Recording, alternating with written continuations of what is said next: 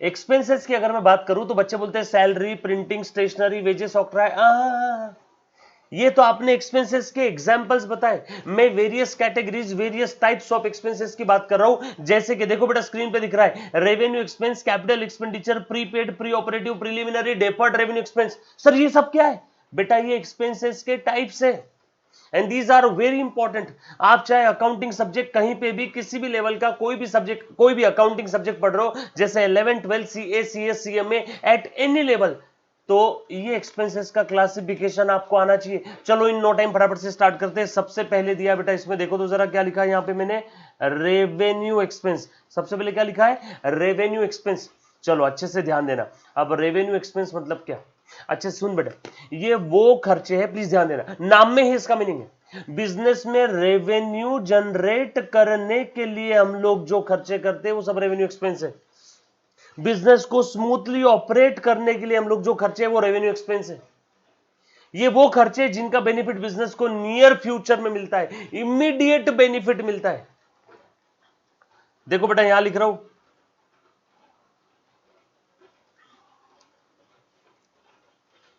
Incurred for smooth, मेरे साथ साथ प्लीज लिख लेना, काम की चीज है बेटा, smooth operation of business. Benefit immediate मिलेगा। इन सब खर्चों का बेनिफिट कैसे मिलेगा? इमीडिएट मिलेगा। सर इसके एग्जांपल, ट्रेडिंग P&L के डेबिट साइड वाले खर्चे जैसे salary, printing and stationery, octroi, wages, rent पे कर रहा हूं, इलेक्ट्रिसिटी बिल दे रहा हूं, सैलरी दे रहा हूं, प्रिंटिंग, स्टेशनरी, यस और नो, ये सारे टेलीफोन चार्जेस, ये सारे आपके रेवेन्यू एक्सपेंस है जो बिजनेस में हम लोग करते हैं for the purpose of smooth operation of the business. Business को स्मूथली ऑपरेट करने के लिए रेवेन्यू एक्सपेंस इनकर करना बहुत जरूरी है और इन सारे खर्चों का बेनिफिट हमें इमीडिएट मिलता है। क्यों सर इमीडिएट? इमीडिएट क्या कर रहे हो बार बार? बेनिफिट अगर फ्यूचर में मिला बाद में, तो बेटा बेनिफिट अगर बाद में यानी फ्यूचर में यानी लंबे समय बाद मिल रहा है तो ये रेवेन्यू नहीं, फिर ये कैपिटल एक्सपेंडिचर हो जाएंगे। ऐसे खर्चे जिनका बेनिफिट हमें इमीडिएट नहीं, हमें फ्यूचर में भी मिलता है, जनरली लंबे समय तक मिलता है। सर जैसे कि प्लीज ध्यान देना, long term benefit, long term benefit, मैंने इन सबके एग्जांपल बताया बेटा आपको, ये एग्जांपल प्लीज लिख लिख के रख लेना। ट्रेडिंग अकाउंट और प्रॉफिट एंड लॉस अकाउंट के डेबिट साइड के खर्चे जैसे salary, printing, stationery, octroi, freight, wages पे कर रहा हूं, टेलीफोन चार्जेस दे रहा हूं, यस और नो, रेंट पे कर रहा हूं, कमीशन दे रहा हूं, इलेक्ट्रिसिटी बिल दे रहा हूं, ये सब आपके रेवेन्यू एक्सपेंस है जिनका बेनिफिट आपको इमीडिएट मिलने वाला है। उसके बाद आगे बढ़ रहा हूं बेटा, प्लीज ध्यान देना। ये कौन सा पेन था रे? हाँ ये वाला पेन था। इनका बेनिफिट कैसा है? लॉन्ग टर्म बेनिफिट है, लॉन्ग टर्म बेनिफिट है। कैपिटल एक्सपेंडिचर से असेट पैदा होती है या असेट इंक्रीज होती है। कैपिटल एक्सपेंडिचर हम लोग बैलेंस शीट के असेट साइड में दिखाते हैं। सर इसका बेस्ट एग्जांपल, जैसे आपने कार परचेस किया बिजनेस में यूज करने के लिए, कार परचेस किया बिजनेस में यूज करने के लिए, capital expenditure. Plant and machinery purchase किया, capital expenditure. Land and building purchase किया, कैपिटल एक्सपेंडिचर। बिल्डिंग ऑलरेडी बना हुआ है, उस बिल्डिंग को हम लोग एक्सपांड कर रहे हैं, एक्सपांशन के लिए जो खर्चा लगा capital expenditure. Plant and machinery already खरीदा हुआ था, उस प्लांट एंड मशीनरी की इफिशियंसी बढ़ाने के लिए जो खर्चा किया, उस प्लांट एंड मशीनरी की कैपेसिटी बढ़ाने के लिए, कैपेबिलिटी बढ़ाने के लिए, इफिशियंसी बढ़ाने के लिए, परफॉर्मेंस बढ़ाने के लिए जो खर्चा किया वो कैपिटल एक्सपेंडिचर है, यस और नो। कैपिटल एक्सपेंडिचर का बेनिफिट लंबे समय तक मिलेगा। बैलेंस शीट के असेट साइड में दिखा देंगे बेटा हम लोग, जैसे कि car purchase, plant and machinery purchase, land and building purchase, expansion के लिए जो खर्चा किया, मॉडिफिकेशन के लिए जो खर्चा किया। एक असेट है, उस असेट को हमने मॉडिफाई किया तो मॉडिफिकेशन एक्सपेंस भी कैपिटल एक्सपेंडिचर आएगा। सर रेवेन्यू एक्सपेंस कहां दिखाते हैं? ये ट्रेडिंग और प्रॉफिट एंड लॉस अकाउंट के डेबिट साइड में। सर कैपिटल एक्सपेंडिचर कहां दिखाते हैं? बैलेंस शीट के असेट साइड में।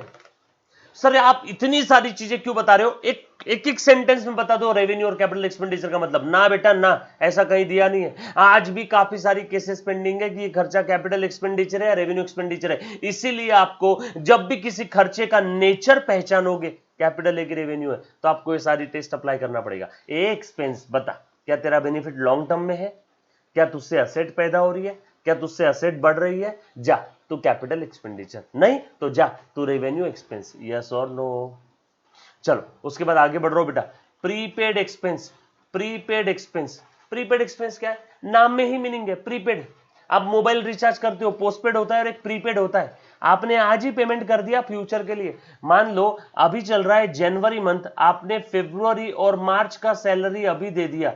अभी चल रहा है जनवरी, आपने फरवरी और मार्च का सैलरी अभी से दे दिया, तो ये फरवरी और मार्च का जो 10-10 हजार रुपए सैलरी था, तो यहां पे जो 20,000 रुपए सैलरी हो गया, ये है मेरे बच्चे advance, advance salary, prepaid salary, prepaid salary, advance expense, prepaid expense. Future में जो आप पेमेंट करने वाले थे वो पेमेंट आपने आज ही कर दिया। Prepaid expense, advance expense. And advance expense आपका असेट रहेगा, बैलेंस शीट के असेट साइड में दिखेगा। क्यों? क्योंकि इसका बेनिफिट आपको फ्यूचर में मिल रहा है। हर वो खर्चा जिसका बेनिफिट आपको फ्यूचर में मिलता है, उस खर्चे को खर्चा मत बोलो, उसको असेट बोल देंगे। कहां दिखाएंगे इसको? बैलेंस शीट के असेट साइड में, under the heading current asset. Sir current क्यों? करंट इसलिए क्योंकि हम लोग एक साथ 2-4 साल का सैलरी एडवांस में नहीं देते, एक 2-3 महीने का ही देते, नियर फ्यूचर का, इसीलिए करंट। यस और नो? उसके बाद है बेटा pre operative expense, pre operative expense. अब ये क्या चीज है? प्रीलिमिनरी और प्री ऑपरेटिव दोनों को एक साथ समझते हैं, अच्छे से ध्यान देना। प्रीपेड एक्सपेंस का एग्जांपल समझ में आया? Advance wages, advance salary, advance rent, any advance expense future में देने वाले थे, आज दे दिया, एडवांस, प्रीपेड। यस और नो? जो कि एसेट रहेगा। कैपिटल एक्सपेंडिचर, इससे जनरली लॉन्ग टर्म असेट पैदा होती है। प्रीपेड एक्सपेंस ये current asset, short term asset है। और रेवेन्यू एक्सपेंस ये तो खर्चा ट्रेडिंग P&L के डेबिट में। चलो अब अच्छे से ध्यान देना। अब प्रीलिमिनरी और प्री ऑपरेटिव दोनों को एक साथ ही समझा रहा हूं, अच्छे से ध्यान दो तो बेटा, ध्यान देना। ये बिजनेस शुरू किया मैंने,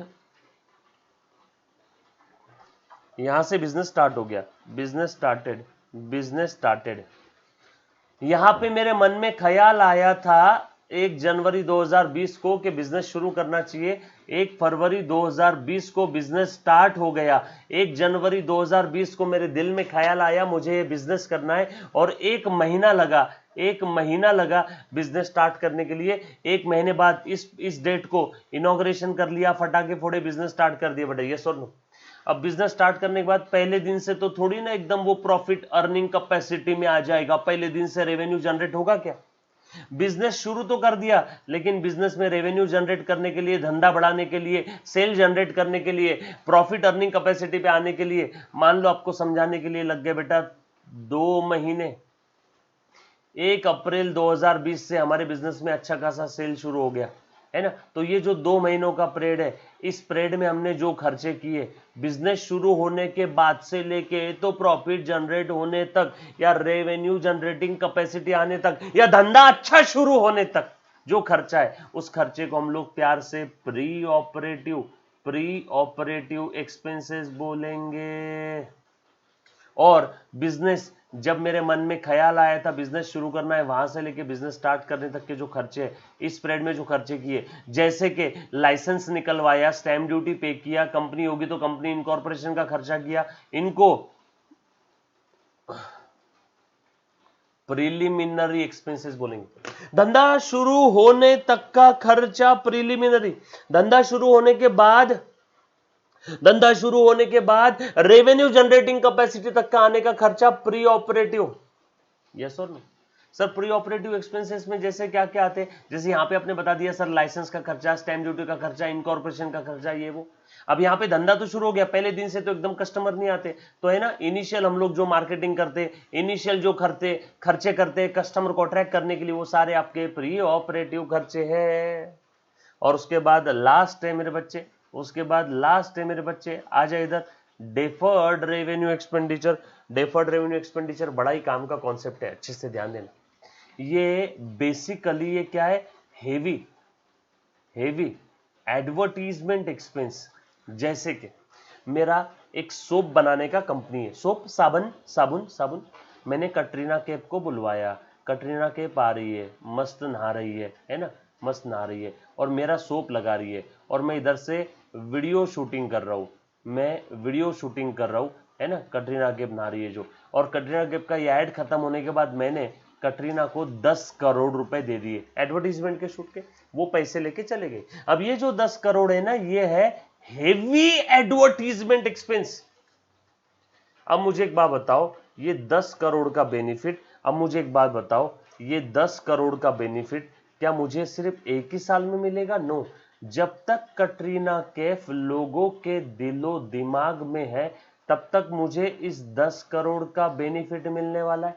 आपको समझाने के लिए, कटरीना कैफ लोगों के दिलो दिमाग में आज से 10 साल तक रहेगी, यानी 10 करोड़ का बेनिफिट मुझे 10 साल तक मिलेगा। 10 करोड़ 10 साल के लिए, तो एक साल के लिए 1 करोड़, और अगले साल के लिए 1 करोड़, और अगले साल के लिए 1 करोड़, और अगले साल के लिए 1 करोड़, और अगले साल के लिए 1 करोड़, और अगले साल के लिए 1 करोड़, ऐसे एक एक एक एक करते करते, समझ में आ रहा है क्या? मतलब ये 10 करोड़ किसी एक पर्टिकुलर ईयर का खर्चा नहीं है, ये 10 साल का खर्चा है।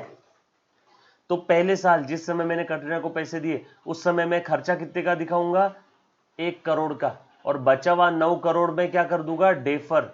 अगले साल फिर से खर्चा कितने का दिखाऊंगा? 1 करोड़ का, बचा हुआ 8 करोड़ डेफर। डेफर यानी पोस्टपोन करना, धक्का मारना, आगे ढकेलना। फिर अगले साल खर्चा दिखाऊंगा 1 करोड़ का, और बचा हुआ 7 करोड़ डेफर। यस और नो? सर वापस बताओ, नहीं समझा। अरे बाबा बहुत सोपा है, ध्यान दे। ये हमने कटरीना कैफ को 10 करोड़ रुपए दे दिए, इसका बेनिफिट आपको समझाने के लिए मिलेगा, समझ लो 5 साल तक। अब 5 साल वाला एग्जांपल ले रहा हूं, तो हर साल कितना? हर साल कितना? 2 करोड़ पर एनम।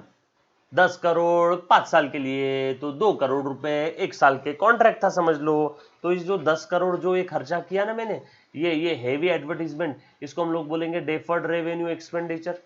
अब ध्यान देना, ये प्रॉफिट एंड लॉस अकाउंट है पहले साल का, यहाँ पे खर्चा दिखाएंगे 2 करोड़ का, और बचा हुआ 8 करोड़ डेफर्ड रेवेन्यू एक्सपेंडिचर, ये हम लोग बैलेंस शीट के असेट साइड में दिखा देंगे। सर ऐसा क्यों? ये तो खर्चा है, असेट में क्यों? अरे बाबा ऐसा खर्चा है जिसका बेनिफिट फ्यूचर में मिल रहा है हमें। सर पूरा का पूरा 10 करोड़ इस साल आपने पे किया, तो इस साल के P&L के डेबिट में दिखा दो ना। ना मुन्ना ना, ऐसा नहीं चलेगा। रेवेन्यू मैचिंग कॉन्सेप्ट कहता है जिस खर्चे का बेनिफिट जिस पीरियड में मिल रहा है उसी पीरियड में उसको दिखाना है। अब ये 10 करोड़ का बेनिफिट भैया 5 साल तक मिलेगा, तो 5 साल तक चलाना पड़ेगा ना, इसको लंबा करना पड़ेगा 5 साल तक।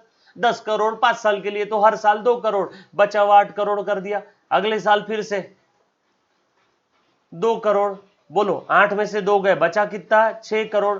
अगले साल ये बैलेंस शीट में दिखा दिया, फिर से P&L में 2 करोड़, बोलो 6 में से 2 गए, बचा कितना? 4 करोड़। हर साल 2-2 करोड़ खत्म करना है, हर साल 2-2 करोड़ खत्म करना है।